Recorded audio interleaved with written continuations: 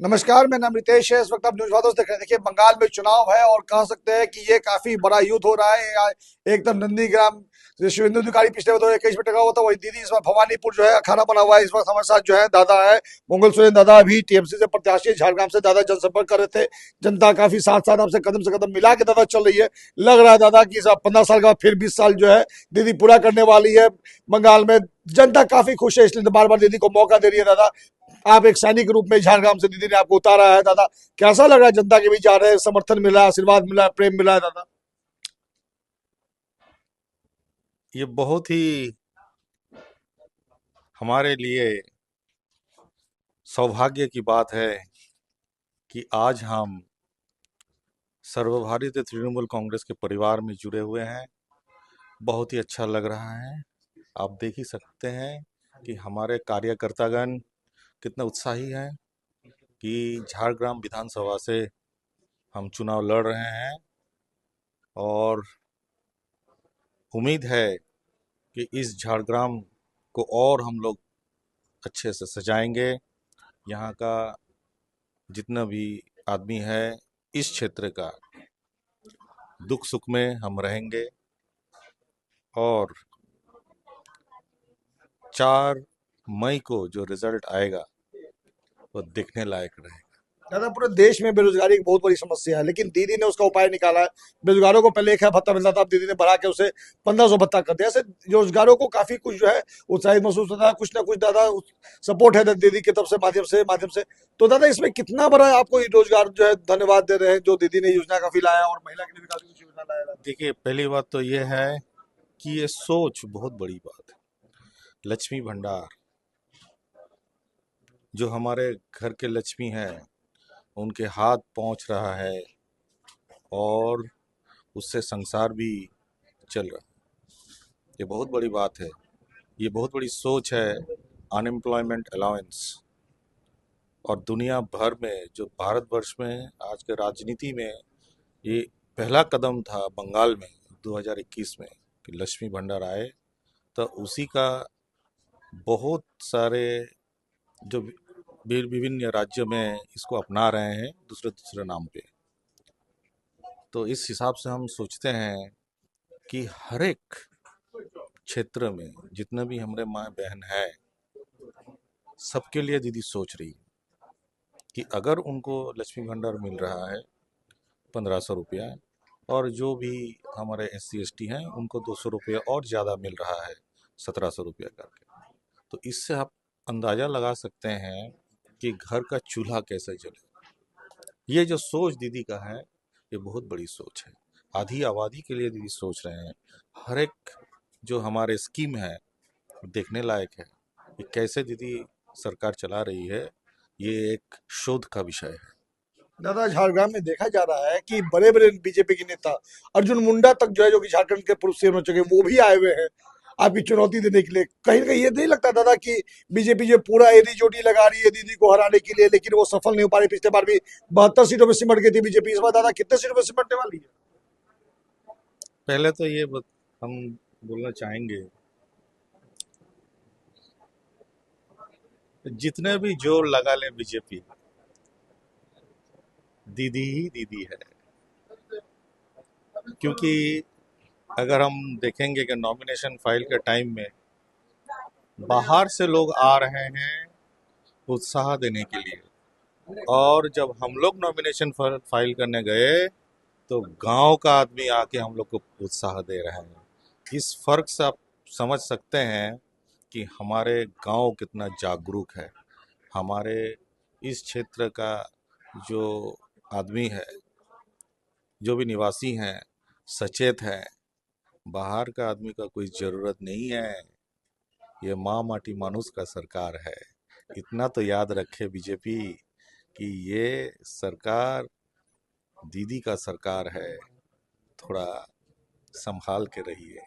दादा, जीतने के बाद आप जनता के बीच जा रहे हैं, जीतने के बाद दादा किन किन काम को सबसे पहले झारग्राम की जनता को तोहफा देना चाहेंगे आप?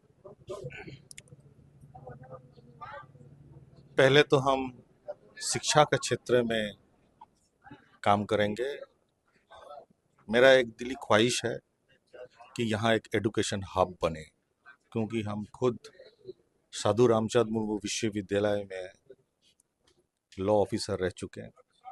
तो यहाँ इस क्षेत्र में शिक्षा का जो प्रगति हुआ है और भी ज़्यादा यहाँ का लिखाई पढ़ाई का इंफ्रास्ट्रक्चर डेवलप हो, ये मेरी पहली कोशिश रही। दूसरा, यहाँ जो स्वस्थ व्यवस्था जो है यहाँ का, उसका भी इंफ्रास्ट्रक्चर डेवलपमेंट हो।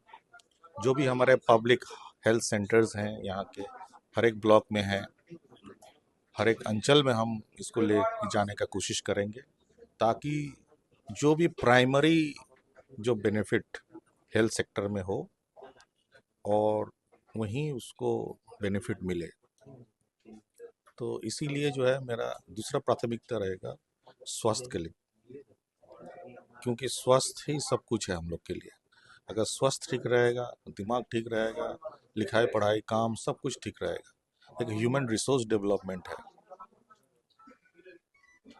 और यहाँ जो पर्यटन है, पर्यटन में जितने भी आ रहे हैं घूमने के लिए, टूरिस्ट आते हैं यहाँ पर, उनके लिए सुख सुविधा होना चाहिए।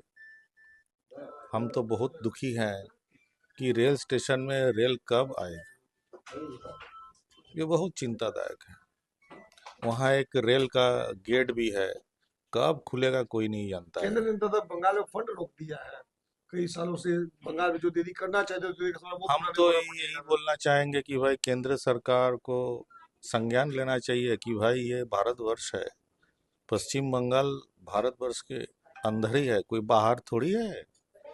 इतना तो समझ में आना चाहिए कि भाई हर एक नागरिक हमारा भारतीय है, उसके लिए सुख सुविधा देना चाहिए। जब विदेश से आते हैं लोग, हम बहुत अच्छे अपने आप को दर्शाते हैं, हम लोग ये किए हैं, हम लोग वो किए हैं, लेकिन हमारे खुद के देश का आदमी तड़प रहे हैं सेवा के लिए। 100 दिन का काम रुकवा दिए हैं, आदमी जाए कहाँ? तो हमारे सोच, हमारे विचार जो रखे हैं केंद्र सरकार के जो भी दल अभी है, अभी तो भारतीय जनता पार्टी ही हम लोग देख रहे हैं कि इनके जो विचारधारा है, भारतवर्ष आगे जा रहा है या पीछे जा रहा है, आप खुद देख सकते हैं।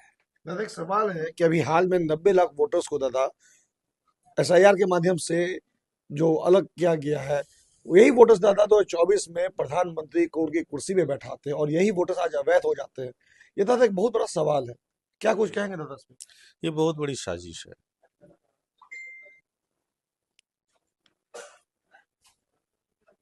हम मानव जाति में जन्म लिए हैं, मनुष्य हैं। अगर उसका इस देश में जन्म हुआ है तो उसका अधिकार मिलना चाहिए, उसको संवैधानिक अधिकार होना चाहिए। तो अगर उस संवैधानिक अधिकार उनको छीना जा रहा है, तो आप समझ सकते हैं कि ये सरकार कैसे चल रही है। एसआईआर करवा के क्या हुआ? कितना रोहिंग्या को मिला है? दिखा दे, मिला है? कोई इसका एविडेंस है? नहीं है। आदमी को बेवकूफ़ बनाने का और जगह नहीं मिला। हम लोग का बहुत सारे डेवलपमेंट करने का जगह है। आज हम लोग यूरोपियन कंट्रीज़ को देखते हैं कि कितना आगे निकल चुके हैं, हम चाइना को देखते हैं कितना आगे निकल चुके हैं, लेकिन खुद अपने देश का मिट्टी का महक हम नहीं ले रहे हैं कि हमारा देश का माटी का क्या हाल है। क्या चाहिए हर एक व्यक्ति को? हर एक नागरिक हमारे भारतवर्ष में है, भारतीय हैं हम, ऑल आर इंडियंस। तो उसके लिए सोच विचार क्या होना चाहिए? सेकुलरिज्म मेंटेन नहीं हो रहा है, इसीलिए तो गड़बड़ हो रहा है। हम अपना अपना जो सोच विचार रखते हैं संवैधानिक अधिकार के हिसाब से, वो नहीं देने का कोशिश में है।